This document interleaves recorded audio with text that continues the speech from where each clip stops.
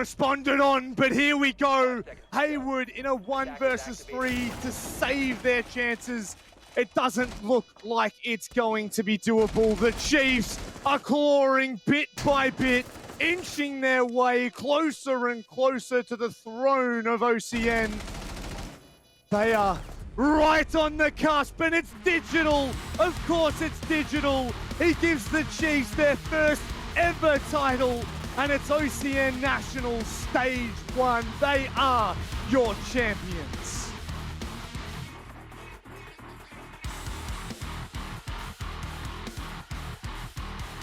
Welcome to OCN.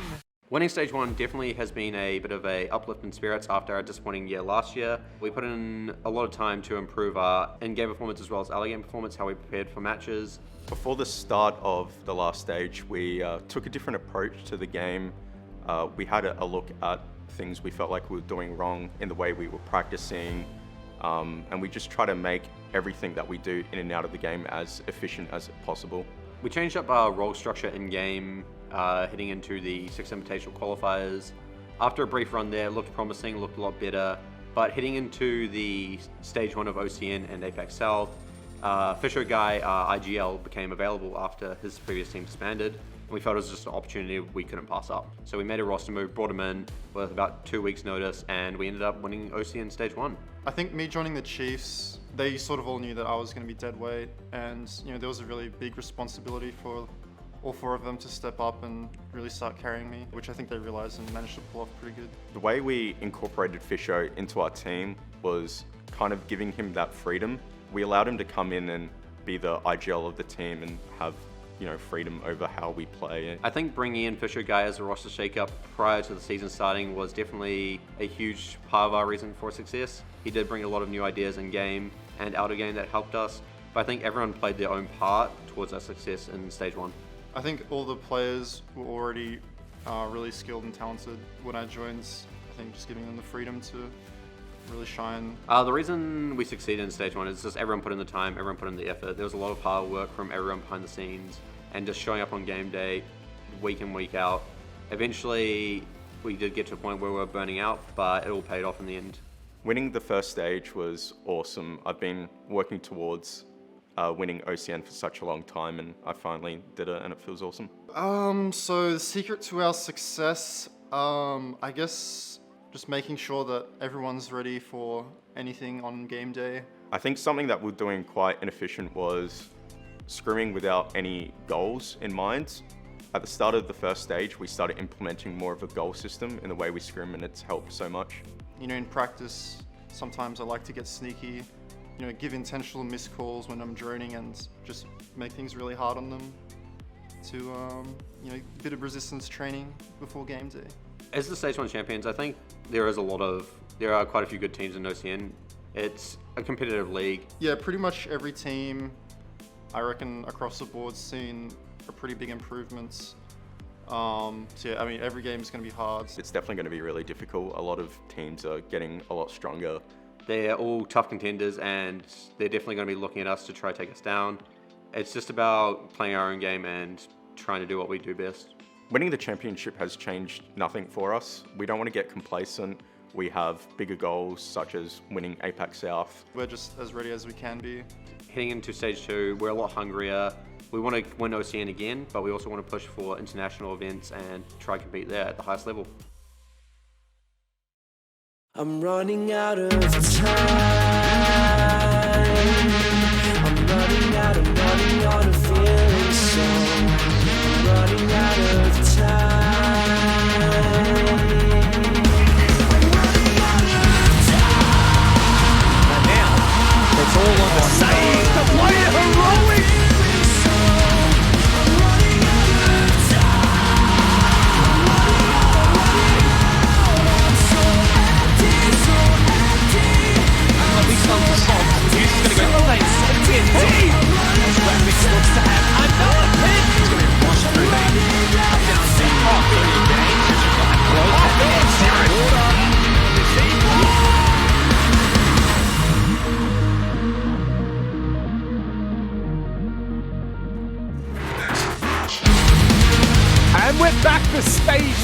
of the Oceanic Nationals. But Dev, guess what? What? It's now presented by Samsung. How good is that? That's right, it's OCN presented by Samsung, and we are so excited to be back for yet another stage of all of the action here in the Oceanic region. Of course, for those of you who don't know us or haven't seen us before, I'd be kind of shocked, to be honest, but more so from Dev's perspective, not my perspective. Manic and Dev, we're going to be bringing you the action tonight. Dev, we are back into yet another season, and I am so keen to just get into the action, honestly. Yeah, that's it. And, you know, not only are we back, but we're even better. We've made some improvements this time. We actually send all of the players webcams, which means we're going to be watching them and their reactions live during the matches tonight, which is going to be absolutely hilarious. We know we have some complete larrikins here in OCN, and we just want to put their faces in front of the camera. We've also been doing a lot of that with content as well. You would have seen beforehand, we had that winner interview with the Chiefs. That was really fun. There's a lot of other content we've been cooking up as well, and I can't wait to show everyone, especially the ones where you just see the players being completely silly and just they don't know what they're talking about sometimes. That's my favorite kind of stuff. You know what? Out of everything, I think I'm excited to see Fisher Guy get excited and express a little bit more emotion. It was a little bit deadpan in the interviews. I love him. He's an absolute legend. But let's have a look at... Yeah, always deadpan, straight at the camera. He doesn't mess around. Let's have a look at the schedule and see what we're in for tonight. We have 4 games to get through, of course, as has been the way for such a long time. 4 best of ones, and these are the order in which we see them. Dev, I mean, I see the one that sticks out most to me, but let's go through them and have a chat, shall we? Of course. Well, the one that you're referring to is no doubt Chiefs versus Order. The second game tonight is a rematch from last stage. Of course, all these teams would play each other last stage, but you would have seen the historical matchup if you joined us just before the stream. That was the insane 15-round Chiefs versus Order game. And then a 1v1, literally could not be closer in ultimate overtime, and Order took that. Now, Chiefs got their revenge in APAC South and actually went on to win Stage 1 of the OCN, taking the victory away from Knights. So we're definitely looking at a kind of shifting of the tides here in the OCN. You know, teams like Wildcard, finally they have that roster back with their kind of upgrades of Milo, coach with Rousty, and of course Silas going back to manager. So looking at these teams and these matches tonight, what's really exciting is that there's been a lot of changes, right? This stage of OCN is going to be a different brand to what we saw 3 months ago. Yeah, we'll chat about all the changes that we've kind of seen, but we'll get to that in a short time. However, one of the most important parts of our jobs, Dev, is to be able to predict the future. Let's have a look at where we've all decided to go. Oh my god, no way. Wait, no way. This has got to be wrong. Nah, that's no way. We've all agreed? That's got to be a first. I don't think all of us have agreed on anything ever outside of matches, outside of predictions. No, I don't think we've ever agreed on everything. So, yeah, this is, I mean, I guess there you go. You can go home. You can turn off the stream. You know who's going to win this one. Or, well, you know that we're going to have egg on our faces at the end. Yeah, I mean, I feel really bad because we just know now that LFO, Order, Rhythm, and Bliss are going to 100% win all the games tonight. Oh, that's one of the most cursed things I've ever seen, Dev. I guess the surprising part of the fact that we're all guessing the same thing is that this is not a, like, cut and dried league, right? Like, this is not a league where, oh yeah, you've clearly got, you know, the teams at the top, teams at the bottom, and there's not a lot of movement. Like, last season, RoflcopterGG, the reason why we all guessed them is because they came out from open qualifiers to 3rd place in OCN. They even took down Order. So you're looking at a team like RoflcopterGG who really ran the gauntlet in the finals, and a team like LFO that came last place. Like, yeah, it's pretty clear why we all went Roffle, but at the same time, you know, LFO's had a lot of roster changes, so there's some potential there. Of course, we'll dig into that deeper when we get into our first match, but I think on the whole, like, you look at a game like Chiefs Order, may well be another 15 round game where Order take the win. Like a game like Bliss and Wildcard, like there's 2 really historic teams that have been around for ages. So again, it's difficult to predict, which is why it's a bit funny that we all said the same thing. I know, and like the absurdity and the fact that we all went Wildcard after the season that they had. You know, if you're looking at their results, you're thinking, geez, you guys are on something. This does not seem right. And the fact that Bliss had such a good season, I think that that's a huge oversight from the entire prediction team. And also, of course, thank you very much to Snowball for getting on board with us as well for that one. That does have to be spoken about. But Dev, without any further ado, let's get into our first matchup of the night. This one, I think, holds a lot of promise. LFO have had their changes, but Roflcopter have really been shining in 2021. They certainly have. We've already talked a little bit about Roflcopter. They came through the open qualifiers. Most of these guys haven't even played at Tier 1 in the Oceanic scene in the past, and they just destroyed everyone. They really upset. They had some incredible victories, and Roflcopter is a team of, there is some history here. You've got a player like Hotshot, who previously played on the Chiefs, players like OJ and Campo, who've played on other teams in the past, like Rhythm, for example. Cynics also coached the Chiefs for some time, so there is some notoriety here, but you've got people, the real highlights of this roster, Rob, let's be honest, it's Boydie and Bouncin. And these are the two guys that have kind of come out of ranked and just destroyed everyone here in OCN. They are nuts. You know what? Boydie has the best banter I think I've seen in the entirety of Oceania in terms of in-game. This man's is not afraid of letting you know that he's absolutely domed you. It is a really scary roster when you think about it, when you think about the dangers that are this roster in front of us right now. Here are the player cams you alluded to earlier, Dev. Bunch of handsome lads that are going to be competing once more, and I do think that, there is something about the combination of all of these players. Bouncin has a lot of love in the chat, but we saw how good OJ and Campo can be when they're kind of hitting their mark. Hotshot, we've seen him for so long. I don't even need to comment on that. They are definitely coming up against a roster that we have always had such high hopes for, but have just not delivered in the way that we had wanted them to. This, I'm referring to LFO, of course, not so much Roflcopter at the minute. But I do think that, on the back of stage 1, every team needs to be on high alert coming into their match against Roffle. Definitely. Roflcopter is the team where we had no expectations of them in stage 1. They did well in, the Tier 2 leagues and in the qualifiers, and they were uncontested there. But coming into OCN, we didn't know if they would actually be able to hang with the big boys. Clearly they can. And it's not just, I've talked a lot about Boydie and Bouncin, who are insane fraggers, but, OJ and Hotshot do really well to support that. Campo's a really great flex and entry as well.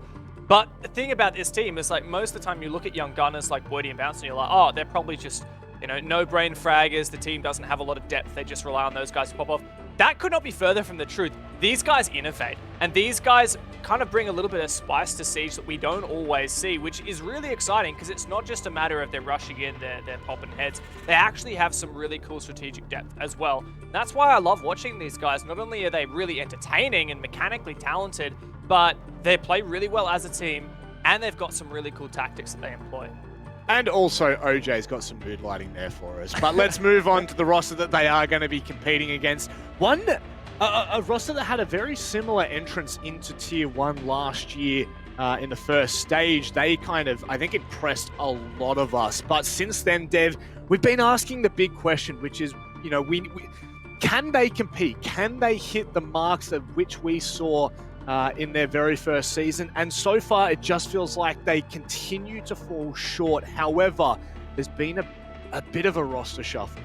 There has, but the funny thing to me about this match particularly and looking at LFO is Roflcopter are kind of the new LFO. 6 months ago, LFO was that team that came in through the open qualifiers and no one really knew what to expect of them, and they had an absolutely insane season in the Six Masters and even in the OCN 2020 as well. These guys were nuts. They were the only team to take a map off of Wildcard, I think all of last year, which is just ridiculous, right? But like you said, they've had a lot of roster changes. Stage 1 was absolutely abysmal for them. Stage 1 of OCN this year was kind of 7 teams that were really competitive and anyone could take it, and then LFO at the bottom, which really sucks to say, but honestly, that's how it was. You literally look at, the results of that, and they ended up on 3 points. Wildcard was on 5, Rhythm on 8 above them, but yeah, it was pretty tight, except for LFO at the bottom. But let's talk about these roster changes, right? So Yeah. LFO, the big thing is that they lost Jigsaw, who was kind of their newbie rookie star player, right? And they lost him to Bliss. And they also lost one of their OGs to Sogs, who retired. But of course, bring on Wet, who's been a really, really impressive player. And now AFX and Deptra with Nasty also departing. This is going to be I think, revitalized roster, like a bit of youth in there, which is cool to see. It's just difficult to say because, of course, they do lack a little bit of that experience. And in that regard, they're really going to be relying on like Hills and Sushi. And I do find it interesting because Deptra was one of the key players that actually took RoflcopterGG, the team they're playing against, into OCN back at the end of last year in the promo relegations. And he left the roster at the start of this year, right? He was not there for stage 1 for whatever reason. He decided to quit, or maybe he got benched. Who knows? We don't really know the backstory there. I'm just going to go along with the lines of he got benched and this is a revenge match. This is a grudge match for him. But certainly coming up onto this roster of LFO, there was a buzz around him. There really was. And I think that there might be a little bit of excitement that dives into it. Speaking of diving into it, let's have a look at the maps and see where we're going to be heading for the first game of the day. It is Cafe Dostoevsky, my friends. I feel like I haven't seen a lot of that recently, but I'm very keen to get in back into the action of OCN. And what a map to do it on. I feel like this was such a staple last year. Certainly was last year, but we haven't seen it so much this year. Funnily enough, the most recent game we've actually seen from RoflcopterGG was when they played in the playoffs, the Gauntlet, against Chiefs, and they did lose Cafe 7-4. So unfortunately for Roffle, that was their most recent game, and it was a loss. But of course, you take it and you learn from that, and it was to the eventual champions. But you look a bit further back, and these guys beat Order on Cafe 7-5 last season. So that's a pretty significant result to boast for the Roffle guys. And of course, they got the choice between CAF and Club. Over on the LFO camp, most recent time they played Cafe was a 7-2 loss to Knights, which is pretty significant, but at the same time, Knights is a really strong team. Can't fault LFO too much for losing to them, even if it is a convincing scoreline. But then a little bit further back, again, like losing to Wildcard 7-5. Last season of Wildcard playing with their coach, like you really probably should be winning those. So for LFO, bit of a struggle. Like if I go even further back, like last October, LFO beat the now Chiefs roster on this map. But like you're getting to ancient history, and there's only 2 or maybe even 1 player from that LFO is still left on this team. So on paper, right, I'm obviously backing Roffle. Yes, yeah, I think most of us would probably be right in doing so. There is a sense that they, LFO with the roster changes that they do have, we could lean into that, but it certainly is going to come down to on the day performance, which is what we talk about so often. I think back to the LFO of past and how close they were to defeating some of the best teams in the region, and it just hasn't followed through to 2021 the way that we had hoped for. However, devil's advocate here, this is a new stage. It's a new start for this roster. And it's a new start for us here on the desk. We're keen to get into this one. The first matchup of Stage 2, Roffle taking on LFO. We head to Cafe Dostoevsky. Very keen to see how this unfolds. And we are definitely backing in Roffle. No doubt about it. Definitely on paper, RoflcopterGG should be favored here, but hey, LFO have had a new roster, and of course Deptra, one of the former Roffle players, ready to revitalize it. I just want to say, I could not be more stoked to be back here with OCN starting again. Of course, like I said, we've got this beautiful new logo, beautiful new overlay with all of the players here. We've got some ban percentages for you. This is for Cafe overall. What are the most banned attackers on Cafe? The buck is a little bit of an unusual one, but the thing about banning that buck is it makes it really difficult to go for these cocktail executes where you take reading and you get vert onto the cocktail players, go for an East Windows push. So I'm guessing that's the play there from LFO. Banning that buck makes it much easier to counter that kind of an attack, and RoflcopterGG's going to have to think about how they play against that. Yeah. As for the Thatcher and the Valkyrie bans, very common, of course, if you even look at the numbers on screen, right? Like Valkyrie tied most banned operator on the defensive side on this map. But again, that mute is quite different. I'm looking at like the players on RoflcopterGG right now, because they're the ones who have kind of been thrown this curveball by LFO with these unusual bans. And like they're going to have a little bit of a chat about what they're going to do without the box. They can't go for those cocktail attacks necessarily, and without that mute as well. Sorry, I'm just stream of consciousness right now, Rob. Like, that mute being banned means that Flores is kind of unimpeded. That is a pretty big deal. That's very dangerous. We saw a fair bit of the play from Flores last night in APAC South, and it looks like Campo is going to be the operator, or rather, the operating of Flores. So, very keen to see how this one starts to pan into competitive play. You know, I feel like Oceania always has a different take on how operators are played sometimes. So, interested to see what the adaptation will be for the LFO, or rather the Roflcopter roster here, but no doubt without mute, it will certainly be a highlighted point. Kills is going to be quite impactful on that Mozzie. Generally, you know, we see that Mozzie mute combo, especially when players are in the basement. You can go and roam all the way upstairs, burn all that time, and without that mute, makes things a little bit more difficult. So really keen to see what LFO do to adapt to the current ban. It was technically their ban, it was. So I'm sure that they'll be well and truly prepared. They're going to have to deal with it first, right? Like, knowing that they were not going to ban Flores, and I mean, they couldn't bank on Roflcopter, so they would have to expect to play against it. And really, it is the Flores that I'm really looking at in this game to potentially steal the limelight. With no mute, it does make things very, very scary going up against the Flores. For those who don't really know, obviously, he's only just been introduced into the comp scene.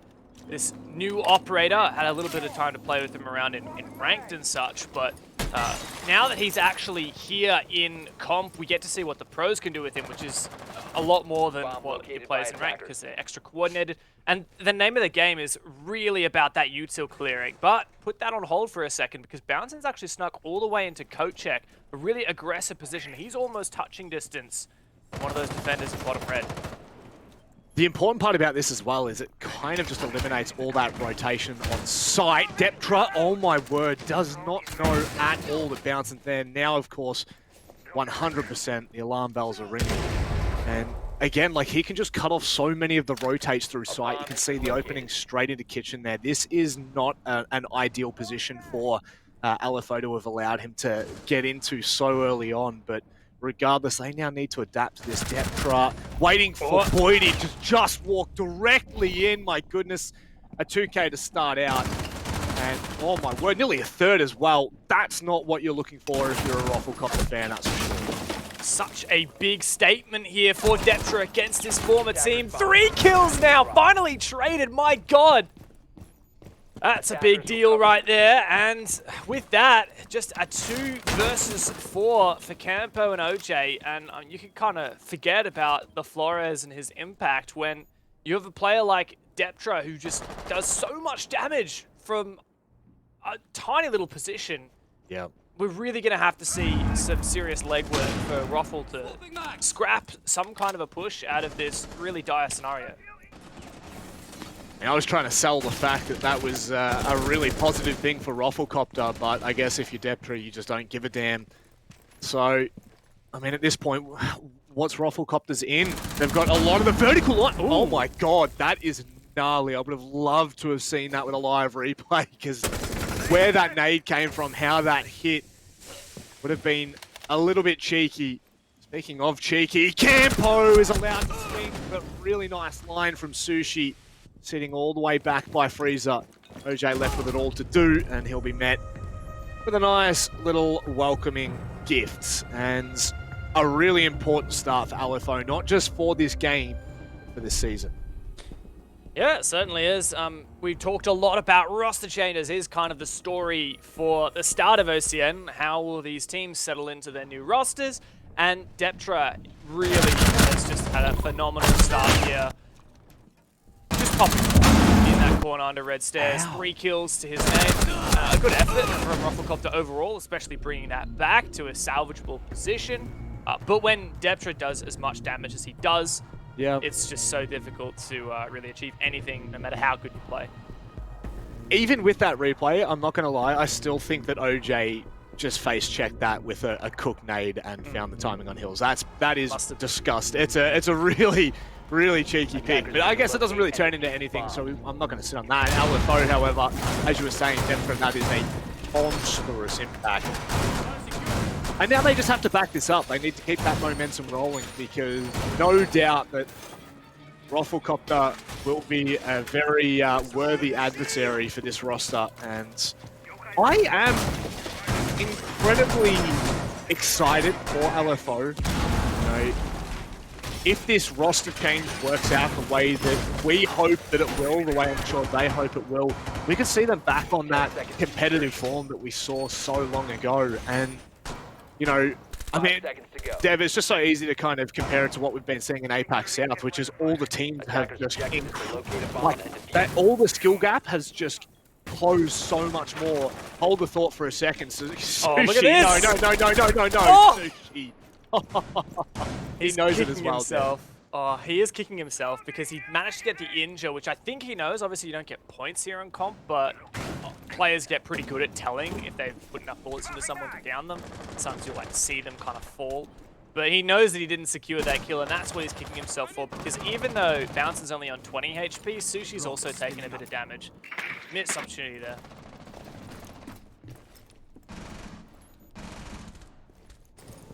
Certainly damage, but I guess that's not it's not what the doctor ordered in any by any means. OJ now in a fairly decent position to cut this rotate from the mining player off.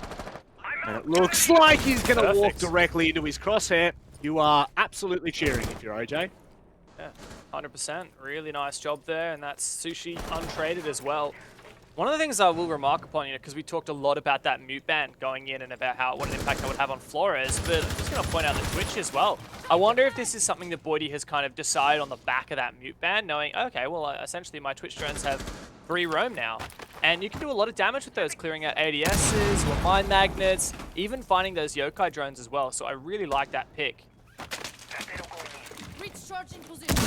The impact will certainly echo through this round if we're able to see Boydie get into a position in which we can use it. Of course, half the time it's so hard to tell how impactful a certain operator is just because of how much is really going on in Siege at all times. You can see that's a Twitch drone that was chasing all the way up behind the cocktail lounge. And Affix, first time we're really seeing him in OCN. Again, Deptra, this is just really scary if you're Roflcopter looking at Deptra and his ability and the fact that he's off like this. Yeah, and we're also seeing the kind of manifestation of this buck ban as well, because this is an attempted cocktail push here from Roffle. So LFO have done their homework. They know Roflcopter go for these like reading vertical takes with the East repels. And the lack of a buck's making that vertical game a little bit harder. I like the ideas from Roffle using the Flores and the sledge standing on top of the bookcases to try and achieve something similar. But it's not quite as good. Wedables goes down. Affix is actually trying to hold the top of White Stairs, and he manages to get one, sprays down with the SMG-11, a second one about to cover him. He's dancing around here, one of the newest players on LFO. Oh, okay, no sound cue there. OJ on a triple right now, doing all of the heavy lifting, but denies him of any kind of satisfaction as Campo, down from the skylight. Late information has been given, and with the time running so limited, he will unfortunately have to go for a bold move, and Hill's just waiting for it. Another great round on the board for LFO. Back-to-back defenses here, and well, this is as many rounds that LFO managed to get on Cafe against the Knights in the entire map. And LFO's already sitting pretty comfortable there, so I'm really enjoying what I'm seeing so far from these guys, especially like we've said, because they did lose some of their more experienced players. Of course, Sogs was one of the OGs on this roster. He stepped back. Bringing in Affix is a bit of an unproven player at the top level here in OS. And while we do have Deptra kind of bring a bit more experience, like you would be, I think, justified in being critical of LFO going into this game. Which is why it's so exciting that they're really taking the fight here to Roflcopter. Of course, I don't want to get too far ahead of myself on LFO's defense, because I kind of would expect at least the first couple defensive rounds to be defensive sided as the attack starts to kind of read into the way they want to counter these setups. Yeah. But, I mean, even with that into account, I think LFO's, these are convincing rounds, right, Rob? Like, I think we can really credit LFO for everything they've achieved so far. They're looking to make the triple threat here as they go to the reading bomb site. And I think that's a really perfect point made there about the fact that they have been so convincing. You know, last round it really took some heroics from OJ with a 3K to even give it. The rest of Roffle a good look into that round, and Bill steps up when he's called upon. So, you know, the answers that we're seeing from LFO have been clean thus far, but again, it is the defensive side of Cafe. We don't really want to dive too heavily one-sided yet. These bans are going to be really interesting to see whether LFO can deal with that buck ban, as you were saying. Some of these attacks are quite vital to see that vertical play, more so up than down. Regardless, it does look as if LFO are in the driver's seat of this game, and they are dictating the pace of a lot of this. Starting the ban phase with these target bans, and it certainly hasn't let up so far. Again, we've talked about the operators that Roffle are bringing to the table and the fact that both the Twitch and the Flores do flourish when it comes to these mute bans. Deptra's trying to do what he can with the Mozzie pest, but you only got 3 of those, and he does steal a drone there. I mean, what's funny is, like, Mozzie has 3 pests, right? Well, Flores has 4 of his Rotero drones, plus 2 of his actual drones. So, like, he can just burn the pests with his Roteros anyway, because he's got more than them. Yeah. Attackers have located a bomb. Honestly, I'm really excited to see how Flores is used on a competitive level. Oh, hello! Oh, no. That is what you call a double-edged sword. No! Sushi. The cover! That is unbelievable play from LFO. That is just such good cover there for Sushi to protect his teammate as Deptra tries to make his escape. Nice attempt at a refrag, but it was baited perfectly. Now Roflcopter dropping like flies. Campo and Hotshot. The last one's left in a 2-on-5. And on this bomb side as well, without much map control, this is just so difficult to pull off. Looks like we're all about to have egg on our face, Dev, the way that this is going. Oh, Campo nearly given a free kill. In fact, Deptra not expecting him from pillars whatsoever. So slowly but surely, they definitely need to get... I mean, it is a problem. I say slowly and surely they need to get a move on, but they're just going to have to start finding these picks because a 2 versus 4, as that time starts to dwindle down, it will become even more of a highlighted point. You don't want to be walking into any crossfires with limited time, that's for sure. It's hard enough as it is. Campo trying to push up, doesn't realize the players are hiding from him. Oh, that's a miss C4, and Campo's going to punish him for that. Sushi! Well, Campo is just going to gobble you up. 2-on-2 now from the 2v5. Very much salvaged. Yeah, that's a really good call from Campo there. You could see the live pings telling him to plant behind the bookcase, get a little bit more cover in, and when that plant goes down, it turns into a 1v2. Hotshot deletes Affix, and Hills, his position's no! But he still wins out the fight, and once more, the heroics from Hills saves LFO. Yet another round. That still is not a position you really want to be in when you had such an advantage. It was 2 versus 5 at one point. Yeah, and for that to become a 2 versus 2, and only really eventually a 1v1, right? Hills, 2 really nice shots there at the end. Sometimes it just does come down to these peaks, and it's not just about aim, it's about movement and mechanical skill as well. Really nice job from Hills to land these shots. Look at the way he shoulder peeks that for information, then goes for the second peek. Perfect crosshair placement on this last fight as well as Hotshot peeks. Hills just deleted him straight away. Yeah. Really nice stuff there. I will just say, Rob, before this broadcast started, you told me it was Affix, right? Yes. Digital is DMing me right now telling me it's AFX. Are we being trolled once again by the players on how to pronounce their names? Well, I got word from Enigma, the coach of LFO, and I said, is it AFX or is it Affix? And Enigma responded, Affix, please, bro. I just wanted to make sure I said the bro, because we can all hear his voice saying that. So yeah, totally imagine Enigma saying that. Yeah. And then he asked who was casting, and I said you, and he said, oh, really? So, you know, it was more of like a, oh, really? And it wasn't, oh, really? But I just wanted to change the tone there just to make you feel a little bit unloved. Yeah. Attackers must I am actually so triggered right now about that.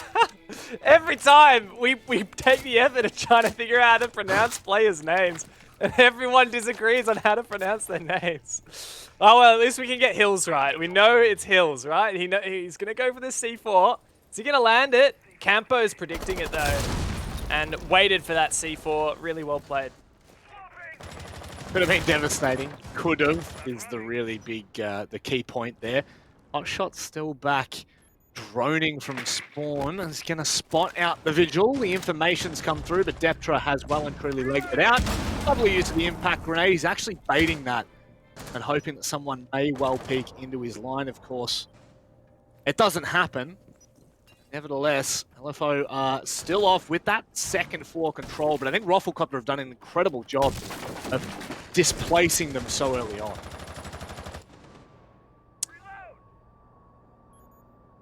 Numbers advantage as well. This is looking like the best round so far for Roflcopter. Addressing the roam clear instead of just going for a more direct push, because of course Roffle were kind of baited into that last time and fell victim to Deptra at the bottom of red stairs.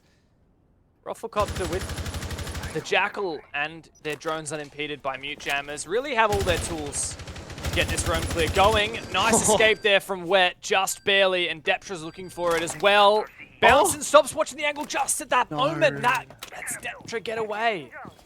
That's devastating. Absolutely devastating for Bouncin and Roflcopter because it could have been a huge pick for them to take away. And nevertheless, they have done a lot of work. And it has kind of been 2 minutes off the clock. I would say they've made great time though. And this is the impact you're going to see of that mute ban, Dev. It's going to allow them to get into position a lot quicker than they usually would as we hear 2 C4s go off. No bueno. Yeah, not yet. Another thing about the Buck ban is it means you have to get up close and personal with either the sledgehammer or breaching charges, so you're a bit more vulnerable to C4s, whereas with Buck you can kind of play it a little bit quicker and a little bit further back. Oh! Surely OJ gets this! What is that shot from Affix? Or AFX? I don't care if you're landing shots like that, I'll call you whatever you want, man. And another one! God. That is absolutely nasty. LFO in a 4v2. Asserting his dominance early on here. 20 seconds left. Boydie's going to have to send it here. Campo is not with him just yet. You can see as they slowly start to come together, LFO have an incredible read on this. There is so much that's going to be cutting out the time. And they're going to have to send it through the double window, and that's not what you want to be seeing. If you're Roflcopter, 4 crosshairs looking directly at you, and FX will close out with a 3K for the round. LFO have turned up to play. That they have, with 4 rounds in a row now on the defensive side. At this point, it's not even debatable. This is a significant lead from LFO. You can't even say, oh, well, you know, they're on the defense. A 4-2 split would be a par for the course. 4-2 or 3-3, I would say, for a defensive side. But at this point, Roflcopter really have to get on their bike to start to actually scrape away those 2 rounds. Should they end this half with 2 attacks? I'd say that's salvageable. That's a decent performance. I wouldn't say it's anything to be excited about, especially considering how highly we rated Roflcopter against LFO. Yeah. But, I mean, it's something, and that's what they got to start with. Do you want to know what really concerns me, Dev? Is the fact that every single site has looked convincing from LFO. You know, you think back to where LFO were in their reading defense, which is meant to be, you know, their kind of third and final site before they go back to the full rotation of, not technically around the world, but their more favored sites. And it was a 2 versus 5. Sure, they may have misplayed a couple of those kills, and it came down to a 1v1 with Hills. But the point is, that was such a convincing round, and every other site has looked under lock and key. So where are Roffle going to get these last 2 rounds from? Because I don't think it's going to be bar and cocktail with this mentioned ban of Buck. It's just going to be too hard to try and flush those players out of cocktail. So where did they fall back to? Where do they go to? Well, tactical pause is at least something, right? At this point, though, it looks like RoflcopterGG in terms of the operator lineup, they haven't made a single change. But what I mean, moving into this round, like they need to make some kind of change in terms of how they're playing this round. Even if they're keeping the same operator lineup, I feel like at this point you kind of just have to abandon the east push onto bar. Like instead of going for the vert and going for the repel on the east side, just go for a kind of staple piano push. Like look at the setup that LFO have brought, right? It's Goyo, Wamai, Jaeger, Smoke. Like this is a shield setup, like defending your util sync shields, which RoflcopterGG have a really good lineup for countering. Mute is banned, and you've got Flores and Twitch. Like, you should be able to get in there and, like, you know, plan A, your Flores drones destroy these really pivotal shield positions. Plan B, your Twitch goes in, destroys the Wamai magnets, and then you can easily burn the remaining ADSs and clear the shields with Zafiro or the nades instead. So I feel like RoflcopterGG have a really good lineup to deal head-on with the attack that LFO have. But, I mean, will they go for that, or will they go for that east push again? I don't know. You know, perfect thing to say it, and it's just a totally different thing to do it, and you know, doing it on the fly as well. Not everyone has a big brain like you do, Dev. So we'll see whether they heed the advice of a commentator. I mean, it's like peanut gallery, right? Like I can sit here and just be a bit of an armchair analyst. Of course, I don't know what it's like to be under the pressure, and you know, maybe there's a solid argument for why they would go for a different kind of push. I do like that Flores drone though. It actually destroys that bar unit there, which usually makes for some good cover for the defenders. So I like that pick. Let's see if they actually do go for this piano push. It looks like it is. Oh, that's a gnarly angle. We hate to see that. For those that don't know, there's a tiny bit of an unreinforced bit just between the wall, underneath the hatch and between the piano wall. That's just absolutely devastating. And two players are actually out right now for LFO. And, oh, Boydie, no! Oh, you hate to see it. But essentially, are they, like, can they be picked up? Deptro can, but I think Hill's in a position that may not be as favorable. Found a kill when he was downed, and Hill's now finished off, leaving it just 2 players left for LFO. This is actually a pretty good spot now for Roffle, the best they've been. Wedables goes for a C4, and it misses. Now these 2 players downstairs have to desperately get back up. Roffle have set up really, really well to take their first round. Well, they certainly have negated that east side push. Maybe not the way that we thought. OJ does get down once more. He isn't finished off. A lot of missed opportunities here on both sides to convert kills. But I guess if you're Afex, even if you know he's down, you know you really can't extend there. Wedables just on the inside of the back store. You can hear where all this noise is coming from. Swings, but only connects a couple of bullets. Time is dwindling for RoflcopterGG here, Dev. But it is 30 seconds left, and RoflcopterGG, they might have had a strong position, but that advantage is slowing down. Wedables not traded on that kill as well. Now it's so difficult for him to be dealt with, and Deptra's found one. It's all fallen to pieces.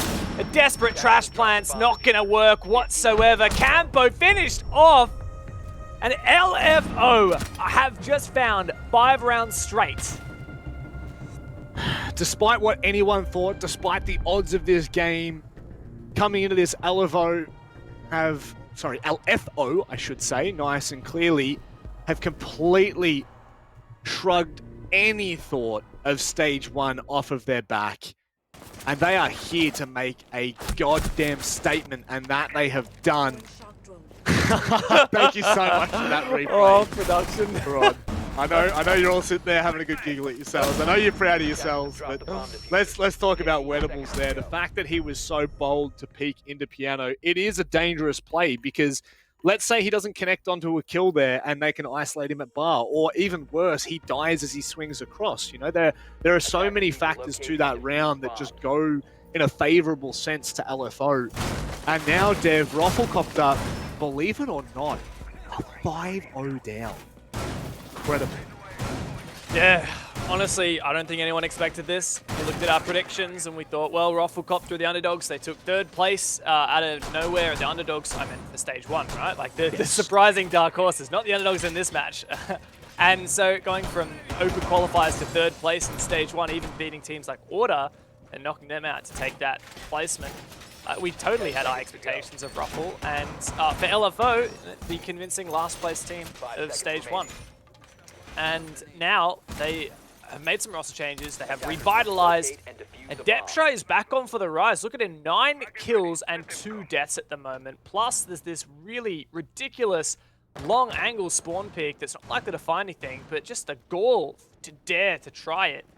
I'm loving Deptra on LFO. Well, this could certainly be considered a grudge match for Deptra. Help Roflcopter push their way into OCN, defeating, I believe it was Rhythm at the end of last year, and now he's found himself on a formidable roster. Let's be completely honest, there's no two ways about it. This LFO roster is certainly impressing here on the first Playday of Stage 2. Of course, impressing on Playday 1 and being able to keep that consistency up all the way through are two completely different things, but this is just such a good sign to start out with. Sometimes you got to play devil's advocate, you know? A bit of 6 in one, half a dozen in the other, no matter which way you look at it. It's definitely a new and revitalized LFO. Deptra once more. What on earth is happening? Yeah, 10-2 right now. It's a 5.0 KD. Man's insane. Looking for revenge against his former team. He's found it a whole lot more than that. And, well, once again, that's actually the 4th round this half. He has found the opening pick. How ridiculous is that? He is currently 4-0 in opening engagements. That is some Dev Marta stats for you. And there you go, Dev. That's what we were talking about, you know, seeing the different uses. I think that was one of the smallest holes I've ever seen it have to jump through, but certainly so. They make it work and they deal with these shields so well. Roflcopter are looking a little bit better, but it certainly is coming down to these later parts of the round where they seem to stumble. Oh, no. Boydie, my dude, you cannot do that. It doesn't work. You have to know these things. How do you not know that, bro? Yeah! Johnson. How did he not know that? Well, anyway, good job from Roflcopter to finally take this top floor control. The Goyo Shield explosion will waste a bit of time, though. Getting Vert on the site. Of course, the player they really need to get Vert on is Sushi in reading. But time's ticking away, 25 seconds, and it looks like this may well be a 6-0 half. God, don't say it. Don't you dare say it. It is certainly looking more and more like that. Roflcopter are just having to funnel through and hope for the best. The trades are really good. Hill steps up. My God, Boydie, what have you got? Not enough. LFO storm away with the first half, 6-0.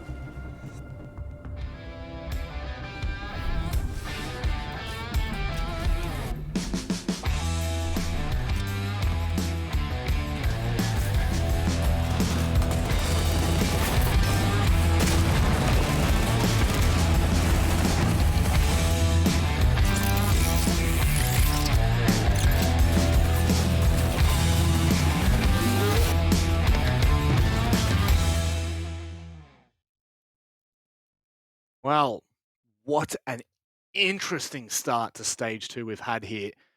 6-0. Okay, just to give context for anyone that may be viewing OCN right now and maybe they don't know what the expectations are like, every single person on the prediction panel has predicted Roflcopter. That is 7 of our... I'm not going to use the word experts because I don't think that would do it justice. 7 ordinary people have predicted for Roflcopter, and we have all got egg on our face right now, Dave. Yeah, but I mean, don't let the community get off as well, because the community vote was 70% Roflcopter, so Very you true. guys aren't getting out of this without a bit of a roast as well. It's all too true, you know, it's I think anyone coming into this would rightfully have said that this is most certainly Roflcopter's game to win. You look at if you just look at their stats, right? You look at how well they played last season, Stage 1 of 2021. You would have been rightfully so in thinking, yeah, this is an easy game. This will be swept under the rug. LFO will, receive maybe a 7-0 at this point. But it's just not the case. This is just what we've learned at the start of this year. The meta's shifted so drastically for a lot of teams that were, used to that util meta. And we are now into a stage of Siege where it really can be anyone's game. And LFO are proving that. Located by attackers. Yeah, and another piece of context is... Oh, pardon me. Sorry, I'm just dying a little bit. Don't eat toast while casting. Well, or maybe don't play as Roflcopter. Get it? Maybe that was just me choking like they did. What I was going to say is a bit more context. Last time these teams played each other in Stage 1, right? 7-3 for Roflcopter. Convincing, open and shut case on Clubhouse. Here on Cafe... Not it. LFO have done some really good prep in the break, and they've gone from getting dumpstered 7-2 by Knights to now having such a good showing here against Ruffle.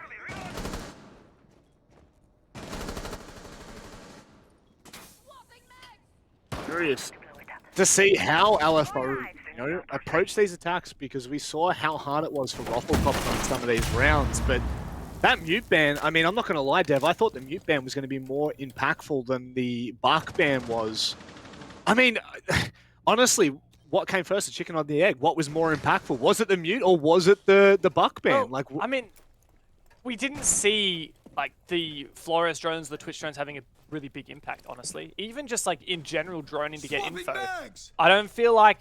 I didn't look at LFO's defense and be like, wow, they would have won that if they had a mute. Because they won everyone anyway. So it doesn't even matter. Deptra, though, he's been one of these saving graces for LFO. One of these massive impact players. He's got himself into a good position, but he's taken a lot of damage. There you go. And off the board. Wiped off the face of the earth and benched for this round. Wedible's about to walk directly into the arms. Ooh. Never mind, bouncing. Not allow that kill. Oh, God, okay. Maybe the buck ban was more impactful because LFO struggling out of the gates in the second half here. Afex left in a 1 versus 5. I just don't see this happening. 15 seconds. Yeah, not happening. He's just going to save the KD, give his team a chance to chat. 4-4-4 as well for kills, assists, and deaths. Bit of a Shaiko moment. Now, I did hear from Digital, he has reassured me it is definitely AFX, not Affix. So we are going to switch Aruni to AFX. I'm going to DM him after the game. We'll get things cleared up. There's Boydie in a bit of a pep talk. Hey guys, we just lost 6 rounds in a row. We finally got one. They pulled the finger out. Now we are ready to game. It's a long road ahead to overtime. Certainly is. Bit by bit, they will need to find their way back into this. You can see how much more seriously they're taking this than when we saw them at the very start of the game. That's for sure, Dev. Their tones and their body language have completely changed, and I think rightfully so. They would not have been expecting anywhere near the fight contest that LFO have put on the board here. And you know what? I don't give a damn about DGTL. Affix is what we're calling him. Really? You're gonna do that? You're gonna stick Affix and Hey, Digital is just gonna... DGTL is... I don't think he knows what he's talking about, honestly. And, you know, I have word from Coach Enigma. Not that I really trust the word of Coach Enigma, I would but... not... Do you know he's a real estate agent? I wouldn't trust him. Oh, it's so true. It's so true. Sorry, Enigma. I love you, Enigma. You're the butt of the joke at your own expense. Apologies. Tomorrow I'm gonna get a really angry DM from him. He's like, "You what, mate?" He'll be driving in his Mercedes on the way to another open house inspection, right, listening to us. Oh, that one only sold for 2 mil. What a shame. 5 seconds left before insertion. It's all good fun. It's all good fun. But yeah, no, DGTL doesn't know what he's talking about. All right, if you want to stick it to Digital, I will go Affix with you, and then after this game, I'll DM him. And I have a new rule. I only ask for pronunciations from the player themselves. No one else. Yeah. Not the coach, not their teammate, not their mum. No, only the player themselves. What's it, mum? It's fair enough. It's fair enough. Let's bring our attention back to this game because Roflcopter, they have a mountain to climb and they are only at the first base camp, that's for sure. So many steps ahead of them and they cannot afford any mistakes whatsoever. It's dangerous times and treacherous waters. Now, a long road back into it. 6 defenses will have to be hammered down. And LFO, let's see if they have as much bite on their attacks as they do on their defense. First round, bit of a write-off, and now we go down to Kitchen. It's a map clear without a lot of contests. In fact, no one from Roflcopter on the second floor or third floor. Everyone just on that ground floor. Waiting. C4 is actually prepped, though, for Campo. Is he waiting for an audio cue? Does he have maybe a yokai drone for some information? I'm not entirely certain. Certainly looks like it. Very curious to see what they're going to be using here. So at the very least, it's pre-placed. And it looks like that's just on the entrance from mining into dining. Right, where our wonderful observer's showing you there. So as this sledge slowly and surely starts to open up, this may just be to his own demise. Let's see. Oh, the timing's not there. I think that was the C4 that just went off. Or was it? Yeah, I think it was too. Okay. There you go. So I think the C4 will probably have been destroyed when they breached that wall. So unimpactful there. But still, Roflcopter's just playing really safe, just sitting on site. They got some really strong positions, the VIP hold as well. And so it's really on LFO to clear this. Like, yeah, you can have map control, you can start getting vert, but if you don't find any picks through the vert, and you don't really start to clear like VIP and these other positions on site, maybe even bakery, then, well, I don't think that there's going to be a solid way to actually get in. But there's the first pick. That's big. Oh, that's huge. It's the start that LFO would have dreamt for. Downson, who is a massively impactful player for Roflcopter off the board. Campo nearly next to go, and Sushi confirms that kill. Boydie, however, finds a quick trade. It's a flurry of trades, in fact, and it looks like Roflcopter are coming out on top. A 1v1. Wedables just gets inside, struggles to get the diffuser. He's going to stick it now. Boydie, he can hear it. He finds the right timing, has all the information in the world. And so deeper we go. They're not giving up without a fight, Roffle. Despite losing the opening engagement, once again, does not pan out for our old mates over here on LFO. Roflcopter are starting to get back into this, and I'm really liking what we're seeing. I've already talked about how it was a no-roam kind of hold, just full anchor on site, plus a bit of presence over like VIP, so you're not contesting the upper floors whatsoever. But once LFO finally do take the full map control, they don't actually necessarily have all of the ground floor to themselves, and so it really becomes dependent on picks and how effectively they can, in the really late round, clear things like VIP, and clearly just wasn't good enough on that execution. So partly one in the kind of setup phase there by Roflcopter. LFO took just too much time on that map take, and we're not able to achieve enough with the vert. But of course, Roflcopter, they have no room for error, right? You have to win 3 different bomb sites, and you have to win each of them twice. That's the only way they get back into this. So they've shown 2 very convincing and strong defenses. Even though that did get to a 1v1, I still reckon that was a relatively convincing one. But they're going to have to do the same thing here on Reading. And that's really the overarching issue for Roffle, is they just don't have the room to move. They don't have any safety net to fall back to. It is going to be do or die for every single round. That can be draining, if not intense, if not deadly. Look at where this pog mat's been placed, right outside of laundry. That's the thing with Frost, right? It's like, the thing with trap operators, Frost and Capcan in particular, right, is they have a really high effective rate at the lowest of low skill levels and the highest of high skill levels. It's either the people who are like the worst at Rainbow Six or the people who are the best at Rainbow Six who get caught off by these. And when you're playing against these, pro players who expect like these genius, like well thought out strategies, if you just do something that makes absolutely no sense, like you put a frost mat in the middle of a hallway, they might not expect it and it might actually catch them. We have spoken about the fact that the lower the IQ pod mat, the more effective it is. So we'll see. We'll see if it actually catches anyone. It's a really good way of introducing how impactful these trap operators can be.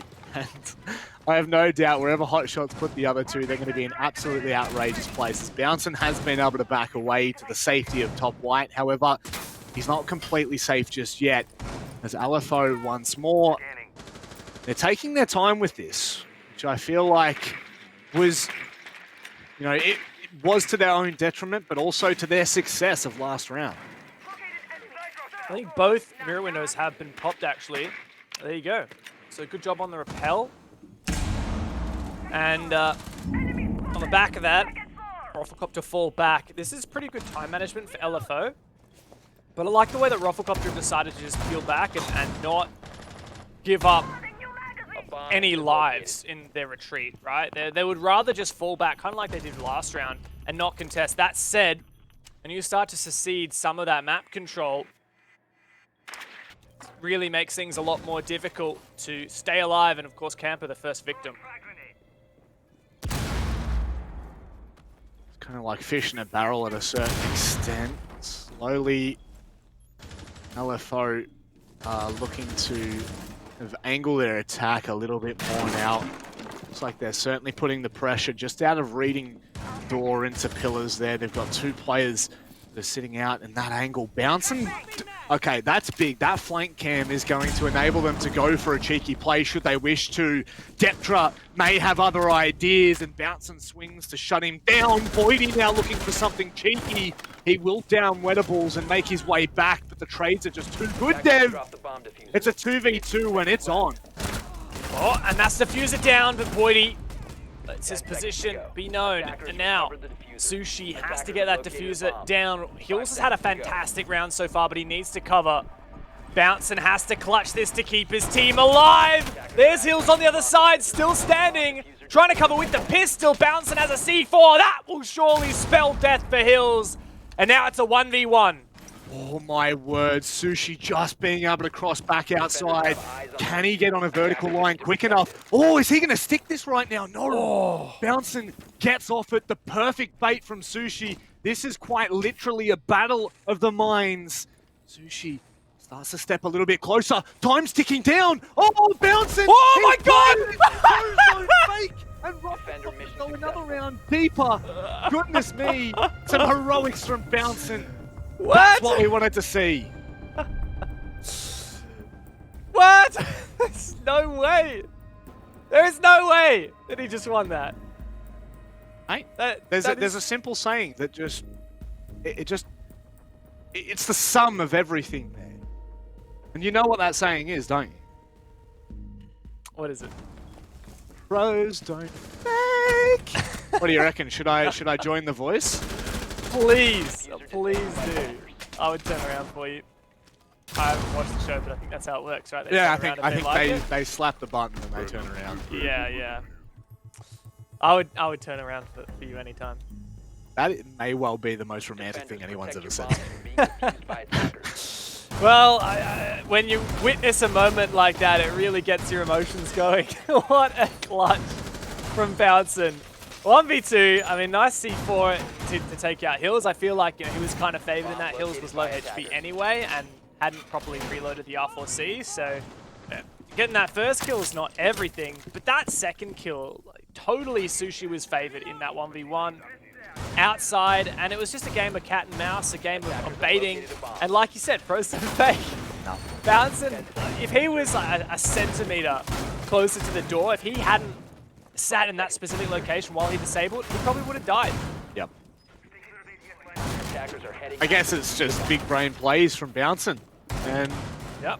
The fact that is now the three-peat for all the sites, and we are like, this is going, surely we do not not see a full sweep comeback from RoflcopterGG to send us to OT. Like, what a way to kickstart stage 2. Regardless of what happens from here, Dev, I don't actually care. Because either LFO have had an incredible start to the season, or RoflcopterGG have just shut down what was one of the more surprising games that we've seen, even in stage 1.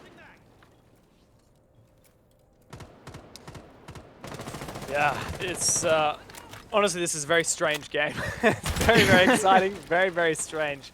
And yes, Deptra has been pretty nuts. You know, he was 10-2 at one point, but 12-6 is still an impressive scoreline, even if it's not the 5.0 KD that he once boasted. As LFO's lead starts to tighten and RoflcopterGG nip their heels, the mentality and the momentum starts to shift as well. RoflcopterGG start to have a bit more of an advantage. What I will say for LFO is they've done a great job of actually completing the checklist when it comes to taking map control, disabling mirror windows and exposing key positions. That they're good at. But RoflcopterGG always somehow drag themselves over that line.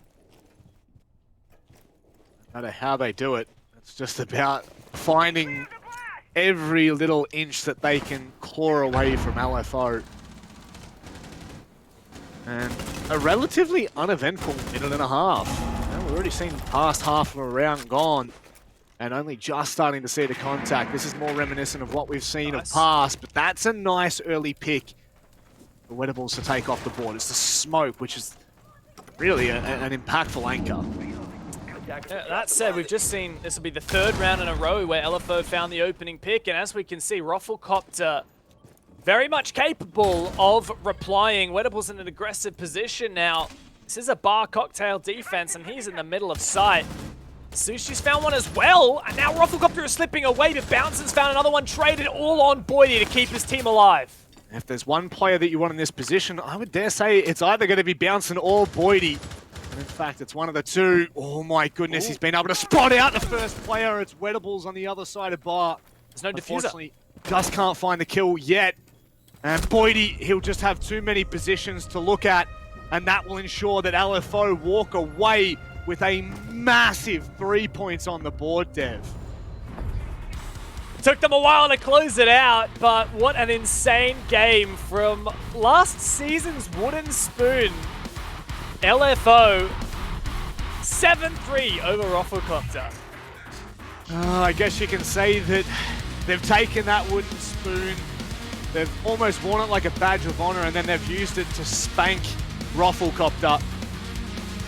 Smack them on their way out of this game. 6-0 was the start in the first half from LFO, and it took them 4 rounds to get going, but when they did, there was no doubt about it. 7-3, the end scoreline. I mean, you would not read about it, and well, after tonight, you certainly are, Dev. Yeah, really, really amazing stuff there from LFO.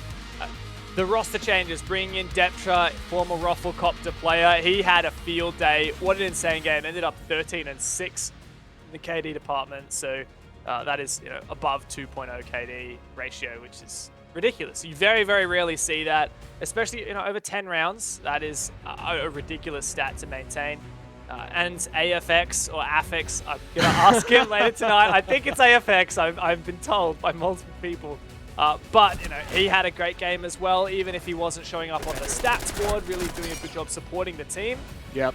And, RoflcopterGG didn't quite have as much bite as we're used to seeing them, especially on that attack side. 0 attack rounds won out of 6 attempts. Yeah, certainly a slow start for them. There's really no other way to say it. And, I mean, is this a prelude for what we can expect to come, Dev? Because, I mean, we saw how crazy stage 1 was for multiple of the teams in OCN. And maybe that trend is just staying true in stage 2. I mean, no one, and I mean no one, really would have predicted LFO confidently. Maybe we would have seen one or two predictions go their way as more of an underdog story, but they were definitely not in this game from everything that we were reading on paper. And boy, have they shut us down. I mean, talking about reading on paper, look at that performance from the LFO roster. It's just absurd. Yeah, especially once you look at these stats, right? Just ridiculous. I love that all of the KOST stats are exactly what divisible by 10 because we had exactly 10 rounds, so that's cool. That's your if I'm hot not shot. wrong. There are some numbers that don't back that up. I don't know whether my maths is wrong or the stats are wrong, but probably my maths knowing me. We're looking at the new player rating column on the right-hand side. This is an OCN rating. This is actually our own player rating that we have devised. ESL did some crazy maths and sent it to me and was like, hey, how's this maths? And I was like, oh my god, it's maths. And you have a look at Depture with the 2.05 player rating. That is insane. There were only one player from RoflcopterGG who actually maintained above 1.0, and that was Bouncin. Keeping in mind that this player rating doesn't just take into account kills and deaths, but also other things like objectives and clutches. So, for example, Bouncin getting that clutch would have been a big deal.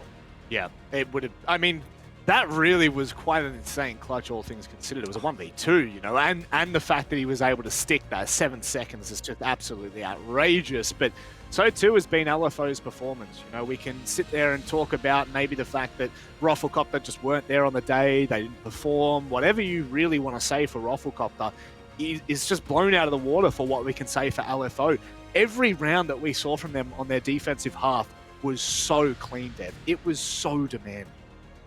Yeah, it was really impressive. Not every day that you see a 6-0 half on attack or defense, especially from a team that's had such a troubled past as LFO.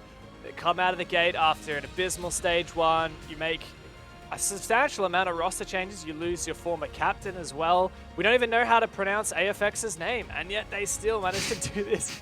It's RoflcopterGG, the 3rd place team from stage 1.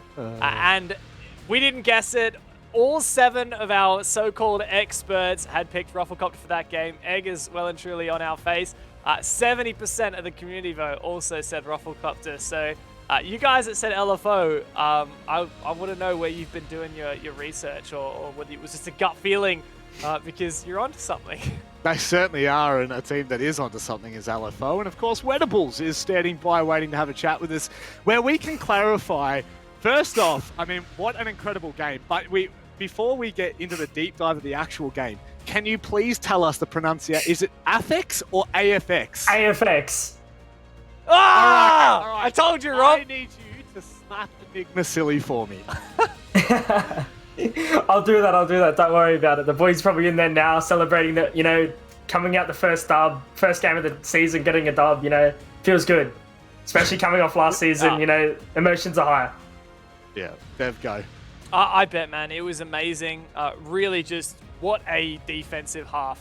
6 rounds in a row. We talked about how LFO, you guys really struggled in stage 1, like you already alluded to, and you come in your opening game against RoflcopterGG, you know, statistically a really, really strong team in stage 1. They're in hot form, and you just blew them out of the water. What was the secret to that 6-0 half? Look, prepping real hard on maps and all that, making sure we, you know, the comms were clean, you know, making sure we had the, you know, the refrags there, you know, not getting over aggressive, you know, playing to our strengths, playing to what we knew, you know, we could achieve and all that, and just, you know, having fun in the end, you know, cracking jokes when we needed to keep up the momentum, I guess. We once, we didn't once say, but a famous, you know, figurehead once said it's 95% mental, and I think that's kind of shown a lot there in what you said. But I do have a question for you, Wedables, and that is around the fact that we have seen 2 roster changes from you guys, and it seems to have worked an absolute treat. How has that been, kind of preparing for this season with 2 new players? Well, losing Sogs because he stepped down was definitely a big impact on us. You know, he was someone I looked up to before I got into comp. And I was like, yeah, you know, he was always a mate I played ranked with. Like, that's where I come from. So losing him, it was a big deal. Nasty now going because he works full time. So balancing that and this was definitely hard for him. So we looked at other players that could fill their roles in a different way. And those 2 players came up and we're like, yeah, we'll give them a go. And we've just worked well with them ever since. And yeah, here we are. Jeez, that's glued so well together. Dev, do you have any final remarks or questions? Well, I just wanted to say, Wet, you already kind of alluded to your entry into the team. You know, in the grand scheme of things, you haven't been on LFO for a very long time. So I wanted to hear a little bit about your journey to where you are now. Like, what what has been, that story up until this point. And did you ever expect you would come up and have as insane a match as you did just then? Look, I came to PC wanting to just be a content creator, stream and all that, and yeah, I guess just ranked put me to where I am now. The boys were like, he's a good ranked player, we'll slap him into comp, see where he goes. It sounds like one of those, it sounds like an infomercial, right? Just like the slapping the sticky tape on the hole, and yeah, it fixed it. Well done. No, Wettables, what a start to the season you've had, mate. Are there any final words that you'd like to leave us with? Yeah, thanks for the people in the chat. If there was supporters, thanks for the cast and all that, and yeah, try to come out tomorrow with the dub. Yeah, wonderful. Thank you so much for that, Wettables. Appreciate you chatting with us, mate, and we will see you soon. Laters. Laters. What a wait. Mic drop and leaves. That was an excellent interview. Thank you very much. I've really enjoyed that, Wettables. I'm so happy that we got to hear from you.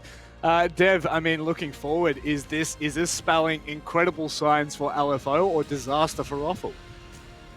Well, it's difficult to say without obviously getting a larger sample size of matches, but I just will say, talking to Wettables right there and him talking about, bringing on the new players and talking about the problems that were presented with, like losing Nasty and Sogs, it sounds like that wasn't really ideal for LFO. It wasn't like, oh yeah, we want to get them out and bring in these new guys. It was kind of like, well, Sogs wants to retire, like Nasty's too busy to keep playing, so we need to find replacements. And man, like, it's just worked so well, Deptra has been great. AFX also seems to be stepping up as well. So big moves. I'm really impressed by LFO. I think they're on the up, and I think that if they can keep that kind of like high energy, positive mental kind of state going and that just having a good time, yeah, the sky's the limit. It's certainly dangerous for every team watching. I mean, let's be honest, LFO have just kicked down the door of Stage 2 and said, I'm here. And that is not something that I think a lot of teams are going to be prepared for. And two teams I'm sure that are preparing are Order and Chiefs. And guess what? They're up right on the other side of this break.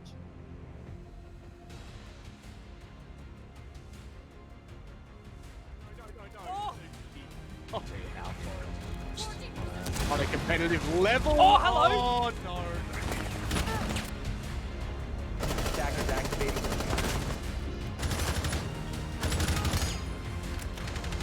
Attackers have dropped. Attackers have dropped the bomb diffuser. 15 seconds